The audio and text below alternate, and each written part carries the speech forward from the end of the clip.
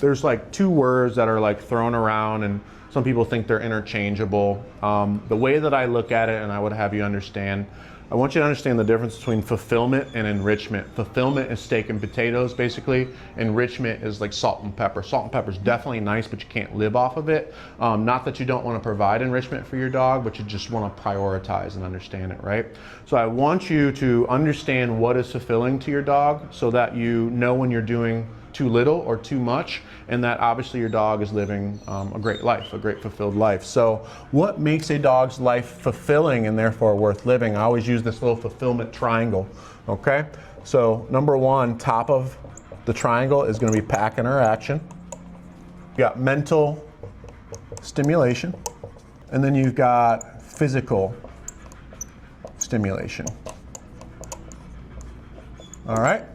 So with that, you've got three options to make your life, or make your dog's life fulfilling and therefore worth living. All right, so number one, we've got this side here. So I'll abbreviate pack interaction plus mental stimulation. So a good example of that would be just a simple training session where the dog has to wait, they have to listen, they have to respond to you, and they have to avoid impulse, right? And work very hard. That's exactly what you do every day with work, right?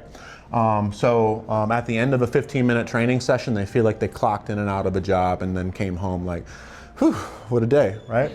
Number two would be this side of it, okay? So pack interaction plus physical stimulation. So that would be just like a good game of fetch between the two of you. Obviously we're burning physical calories because I'm chasing this thing.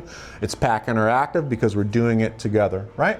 And then the last option would be the trifecta, pack interaction plus mental stimulation plus physical stimulation. So some examples of that would be a structured walk, so not just like a free-for-all, but a structured walk in which the dog has a job to do, and they understand that they have to listen and wait. So we've got that mental stimulation that is interactive, and then obviously we're walking, so there's physical calories obviously being burnt. Another example, which is really good for German Shepherds, is like what I call like organized play. It's a little bit more advanced, but if you can take a game of fetch and use that fetch toy to reinforce obedience, like little commands and stuff like that. They're having to think really hard. They're doing it together, so pack interaction with you.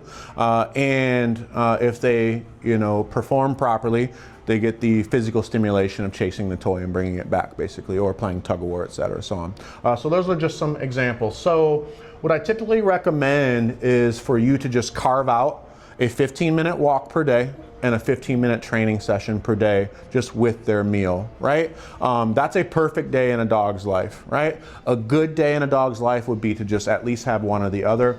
Try to think, what have I done for my dog today for at least 15 minutes? Involving this triangle right here, all right? All I need is just 15 minutes if I'm gonna be effective and efficient, and I know at least my dog is having a good life.